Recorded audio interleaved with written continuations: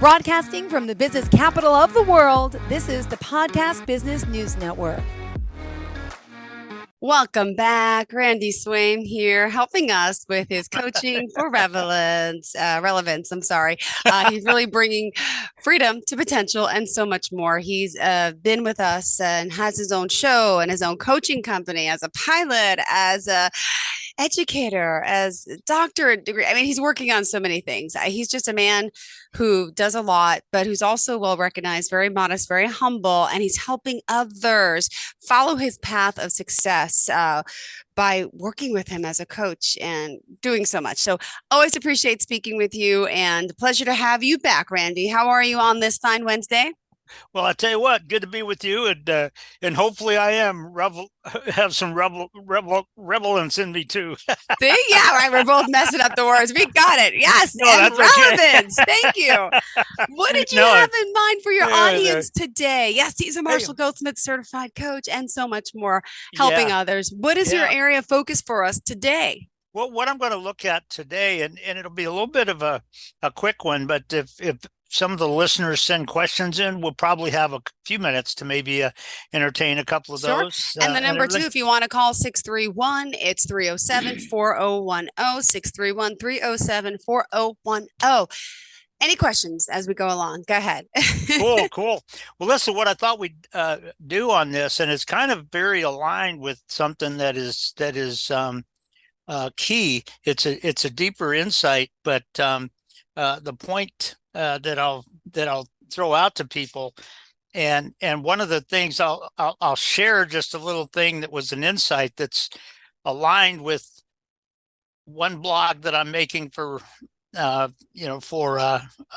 rising stars, youth and stuff, but it's a key point, and I'll bring it to a key point when you're talking about leading your team, because it's a very important insight mentally. And that, Jill, we've talked several times where I brought in some neuroscience aspects. And one of the things that I kind of share with pilots and with, coaching clients is that, there are times when your brain is taking it to a good place, but there's also times where without your being fully aware of it, your brain's getting in the way. And it's an interesting point when you're talking about a challenging area or an organizational maneuverability aligned concept where the factors that come on scene maybe were not totally expected or whatever. How is your brain really doing it, and is it aware? And I'll just share this one picture because it was actually a neat little picture earlier today that is unrelated really to leadership per se, but it does illustrate a little bit of what I'm talking about. I was actually driving to an event that I had to go to this morning, and what was interesting, it was over in North Dallas, and there came a time where we had to turn left to get onto this other road, and so I kind of came up there, and I think I was about the fifth car in the left turn lane. Of course, as you know, the traffic lights dictate who gets to go and all this kind of stuff. Well, as we came up to that road there, the green light and the green arrow were both on. And so the first car or two, went through very, naturally. Well, guess what? The green arrow extinguished. The green light stayed on, but the green arrow extinguished. Wow. And as you know, mentally, that means you don't have the right of way anymore. You got to wait. And what happened was that the two or three cars that were right after this person that went across, all went across just on their own. They were just sort of trying to take control of it and just say, well, I'm guessing that probably in their mind was, well, if I get out there, they won't start. But what was amazing is for those two or three cars that went across, all the cars on the other side, because their light was already green, and you could tell they started, but then had to stop when somebody went right in front of them across. And that happened for like two or three cars. And what's interesting is the last one, the one that was right in front of me, and when I came up to the stop line there, I just came to a complete stop because I knew what the lights were, kind of thing.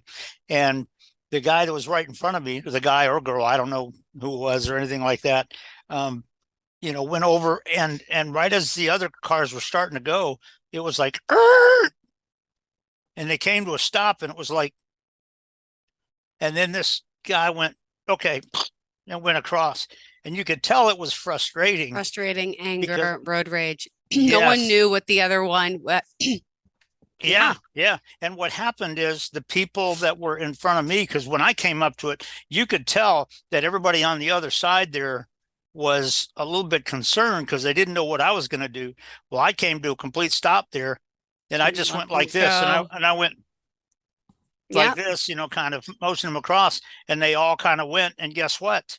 They all thanked you. They waved you. Yeah, in about 20 or 20 or 25 seconds, there came a spot where my light was still green, so I could turn left, and no big deal. I would do it illegally and everything. And so, but it's very interesting. And the point that I was going to kind of make, and how that is sort of a interesting picture of our leadership. And like I said, what I'm kind of bringing that into my next blog for one area is that a lot of times when you're developing people, and particularly when you're developing youth, kind of thing, if your whole mindset is simply on telling them what to do and kind of punishing them if they just do something a little bit off of what you expected and all this kind of stuff, and that's your whole mindset, you're shutting their brain down, you're shutting their processing ability down, and you're making them not develop. And so I think what we see a lot of times in our in leadership and in our society a lot of times today is those kind of aspects where people are just trying to vindictively take over and control and all that kind of stuff rather than execute real leadership in this. And it's sort of interesting. But here's the point that I was going to kind of throw out to the listeners as it relates to leadership. And it's also very aligned with something that we've talked about before, which is the aspect of feeding forward. And it's just this very interesting point that if you find yourself where you have to have a conversation or maybe a challenging conversation with somebody in your team, as the leader, there are times when you have to come and have conversations with somebody that that might be slightly challenging. It shouldn't happen a lot, but it does every now and then. And the bottom line is, when you have to do that, how do you perceive your brain really becoming involved? And the question is, when you initiate that conversation, is your brain looking forward in a way where you and that person are going to come together and as a team move forward? Or is your whole mindset about how I want to control this right here and now? Yeah. Wow. Because I'll tell you what, that's the dysfunctional way. And I've shared this on one of our shows, Jill, probably a year ago or whatever, a long time ago, that I had to have a disciplinary conversation with somebody who was working for me in the aviation group there. And he was doing something that was ticking everybody else in the team off. And what I did is I didn't, and you may remember vaguely a part of this conversation, but when I walked in, I simply sat down in a very comfortable one-on-one way, and I said, "Now listen, the nature of this chat, I want you to understand, is disciplinary in nature." Mm-hmm. But in talking to him, I didn't attack, I didn't threaten, I didn't play games. Yeah. What I did is I said, here's how you need to interact with these people, and here's how they need to interact with you. And I said, to what extent are you screwing that up? And how are you getting in the way with that? And what was amazing, I think I shared with this on a previous call sometime way back when, but the next day he actually came into my office and asked if I had a second. And I said, sure, have a seat. And he looked at me and he said, I want you to understand, I really appreciate how you had that conversation yesterday. And he said, is there any way we can make this doesn't get outside of our team here. And I said, nobody needs to know. I said, all I want is it fixed. That's all. I said, nobody outside of us knows about it. They don't need to know about it. And he looked at me and he said, you know what, Randy, I guarantee I will fix my part of it. No two ways about it.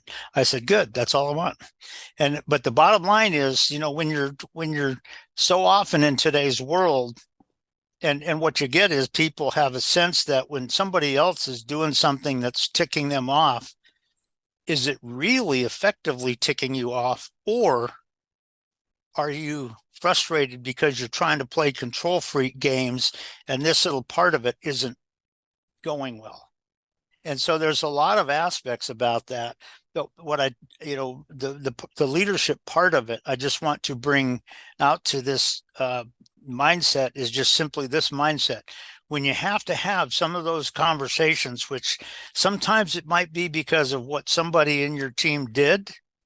It might be because there's ways where the team's not as effective together as they could be. Could be a number of possible applications of it. But as you do that, as a leader and a manager, how do you perceive your brain really and truly? Is your brain, when you look at your vision and you're getting ready to initiate that, is your brain thinking solely about this? Well, I got to control this here right now. I got to, and get into that kind of a mindset. Or do you go into it that, you know what, buddy, this is where we want to go. How's that going to get us there? Lead and give them direction. Yep. Coaching for relevance.com. Randy, we have a call coming in. Sure. Hi, welcome to the show. You are live on the line today with Randy. Who's this? Hi, Randy. Hi, Jill. This is Rob. How are you? Hi, Bob. Hello. Hi. Just to let you know, you are live on the radio. And I'm assuming you're listening. You have a question for Randy today? Yeah, I have a question. So I'm a director at my recruiting firm here, senior director, actually. And I'm just trying to figure out, because I feel like it's tough to motivate these people sometimes. And I'm trying to find out, understand the best way to motivate the lead when, especially the younger people, because, they don't have the same work ethic that, we had when we were younger. So what are your thoughts on that? Well, I'll tell you what, it's a great question, and you have my compliments for asking it. Let me give you a couple of thoughts on it.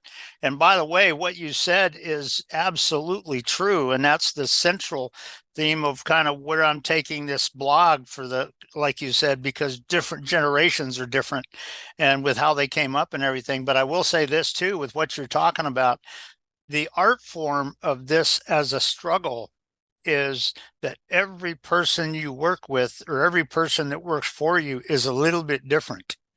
And the challenge with that is one of the things I think, because you're right, there are going to be people that in some cases are harder to motivate. Yeah, go ahead. I'm sorry. But Did yeah, Bob, I say anything. Say something, Rob? Go ahead. No, I didn't say anything. Oh, okay. Okay. But yeah, and the point that you're making is exactly right. And if you look at it, one of the things, and if you understand how neuroscience comes into play as a neuroplastician kind of thing, and you understand the neurotransmitters that the brain releases, guess what? That can drastically, adapt or change, kind of how they are motivated. And so one of the first things that you think about in this, and it's part of the art form of being a real leader, is getting a sense in what is it that is the big motivation for each of the people that report to me. Because some people, and you kind of implied this correctly, Bob, you very much did. But guess what? Some people, their brain is going to be releasing neurotransmitters because of the experience they had for 6 years prior to coming to your organization. And that may or may not be what is really part of your team. And sometimes when you click on that motivation, part of it is helping that person overcome that part of what's holding them back. And other people may have just the opposite, maybe the other end of the spectrum. They're just so used to what I call the dopamine fix, where people are just getting the dopamine to feel patted on the back and applauded. And, if you don't do that a little bit, they just get all sorts of upset, even though there was nothing wrong and stuff like that. So, I mean, there's a lot of different things when you're talking about your people, that when you understand the neurotransmitters that the brain releases, and how that sort of generates some of the reactions that people have as you connect with each individual in your people. And part of that, and you're right, Bob, you kind of implied this a little bit, but part of that is, how are you getting your team to truly come together?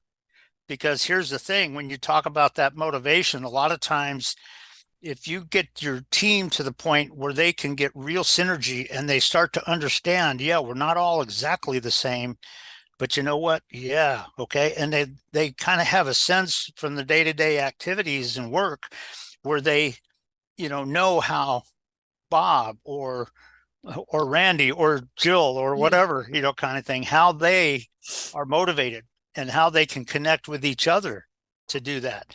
And because a lot of times they're doing it day to day.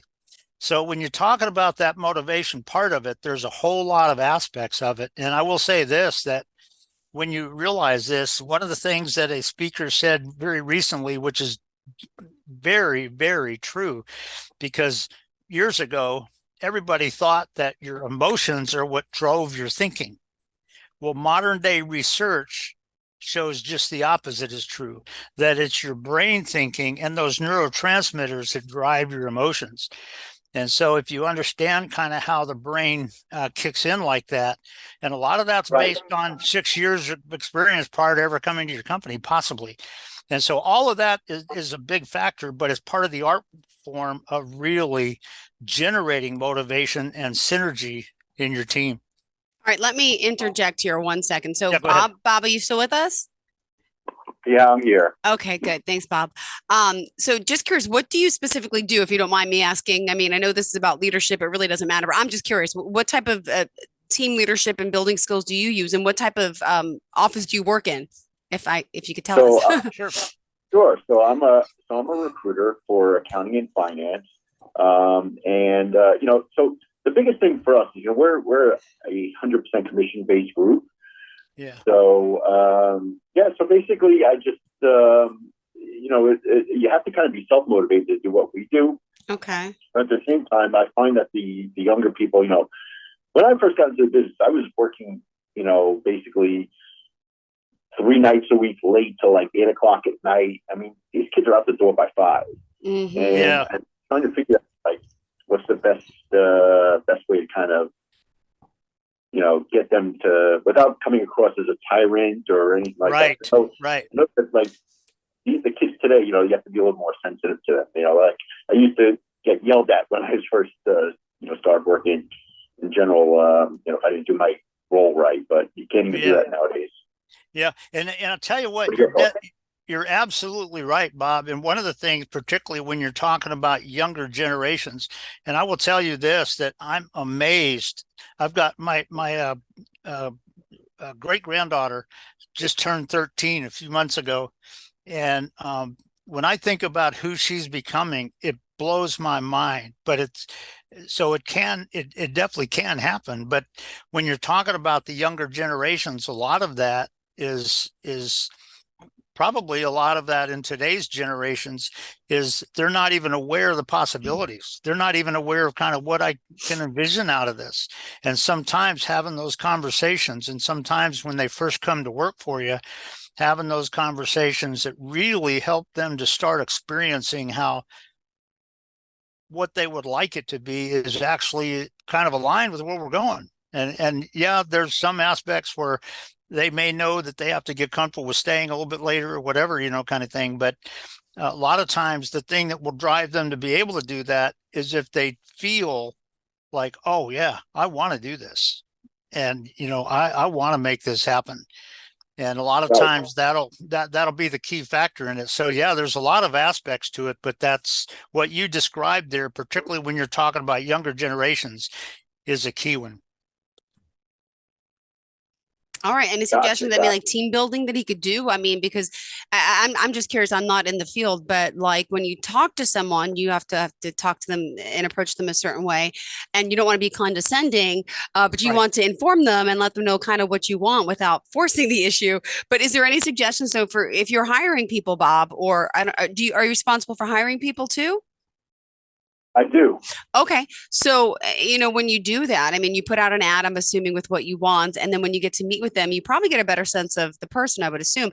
Any tips or tricks when the interview process starts, Randy, that Bob could be more aware, or Bob can kind of really grill in on that person to see if they're a really good candidate, or any, I don't want to say tricks, but kind of kind of tricks up your sleeve, like, but good tricks, Yeah. or stimulating tricks by asking them certain questions, like we've talked about. It's also the way you word it, which maybe Bob doesn't know how to do. No offense to you, but just saying. But that is a key. No. Go ahead. No, go ahead. I was just going to say that's exactly right. In fact, I shared with this I think on a story before, but one of the across industries, and I'm not saying everybody, it just generally speaking, that interview process is what a lot of people are not sure of how to really make that work. And it's interesting. I was coaching a lady who ran her business and stuff, and she was bringing in an office manager. And after we were talking about leadership, and Bob, I don't know if you've ever heard this, because this is a while back on one of these shows that I shared this. But one of the things we were talking about is about leadership. And she sent me a text about halfway through the week. She said, here's some questions I'm going to ask her when I interview her. And the third question was, what makes a good leader? And I called her and she said, hey, Randy, did you get those questions? I said, yeah, I did. She goes, what do you think? And I said, well, about that third question. And I said, you get a sense how that question's, she's going to try to give you the right academic answer that you're looking for?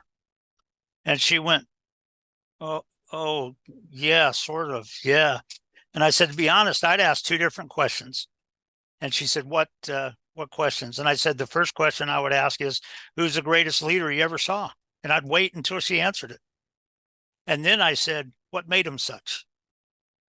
And now she's going to give you what she honestly believes. So a lot of times when you're talking about that, Bob, a lot of places around our industry, sometimes it's just about, you're looking for the right question areas, but sometimes if you kind of tweak the questions a little bit, you can get real value out of what you're experiencing with it.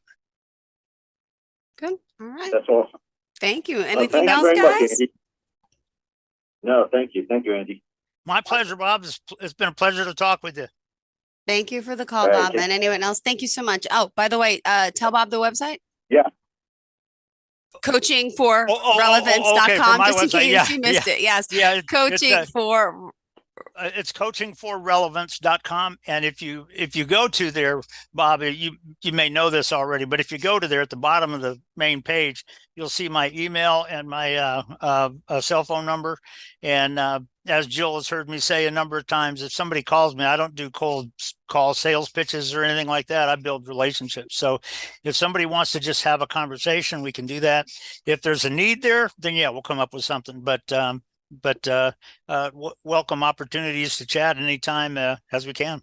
All right. Thanks again, Bob. Have a great day. Thanks so much. Thank you. And Thank you. 631-307-4010 if you have any questions. We still have, only 4 minutes left. All right. Let's continue the conversation for the last few minutes. What Okay. else did you want to share? Well, this is really critical. And the thing that we were talking about, how is your brain really doing that at the point when you got to have those conversations? Is your focus just on getting over this one little point right here, all right now, kind of thing, as opposed to looking forward and here's where we want to go. And all of that is sort of part of that. But it's very interesting when you get into that, and some of what Bob brought out is very true, because what I tell, one of the things that I'm including in this Rising Stars blog, when it goes out, is going to be this concept about, even as parents, or if you're talking about mentors trying to make them better as parents, if your whole mindset is just about controlling them and so often in today's society, they don't really connect with their kids in a way that it is Yeah. amazing. I mean, many do, Mhm. but a lot of times, if you're, as a parent, your mindset is just on your fun, which unfortunately, that was part of my dysfunctional background that my family that I came from. Um, and there was some evidences of that, but it held me back in some ways. But to the extent that you're doing that, you're hurting them, because guess what? You're shutting down their brain. Their brain does not have the ability to process, and they don't have the vision and the ability to overcome what is happening. I know, I think I shared this once before. I won't say too much about it, but there was a time when Hallie, her father, called me, and we were talking, and I told him, I said, you know what, and I won't tell you the situation she was crying about, but I said, what did you do? And she was on his lap crying for 2 hours, and he said, really nothing. I just sat there and hugged her, and I said, you know what, you did great.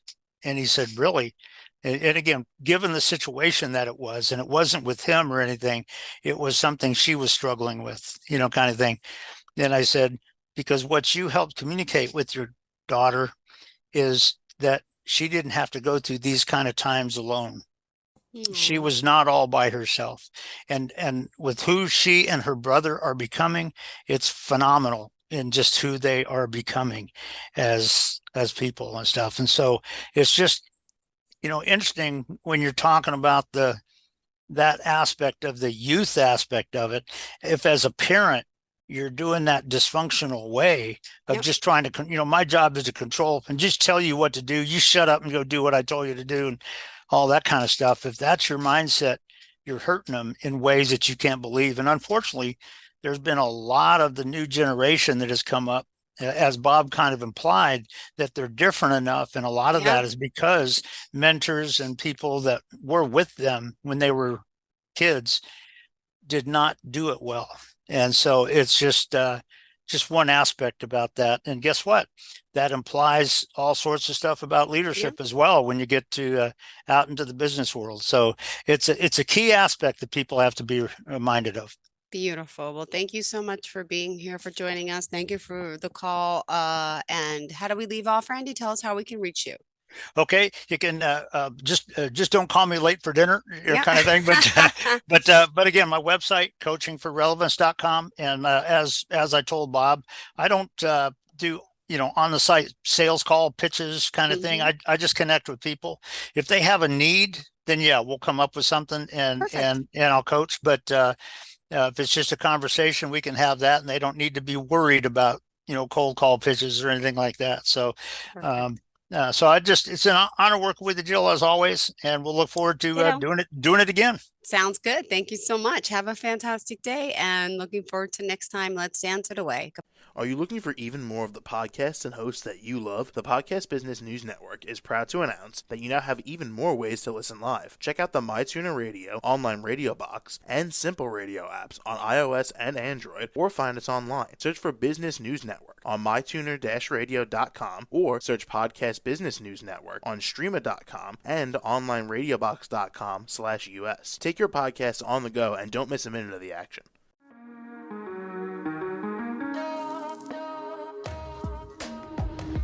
Broadcasting from the business capital of the world, this is the Podcast Business News Network. For nearly 2,000 severely injured veterans, everyday life has become filled with barriers. Day-to-day simple tasks can become pretty daunting. I have to carry my chair up 2 flights of steps or have somebody do it for me. What scares me the most is just the falling. When I'm struggling with my house, I think, to have that one great barrier just knocked down, it's crucial. Home for Our Troops is a wonderful nonprofit that builds a mortgage-free, fully adaptive, handicap-accessible house. And there's no catch. It'll be our very first home that we've ever owned. This is a game changer. This is where your life begins again. We need you to join us in completing this important mission. Please visit hfotusa.org and help build homes. and rebuild lives. Because of you, everything's going to be okay.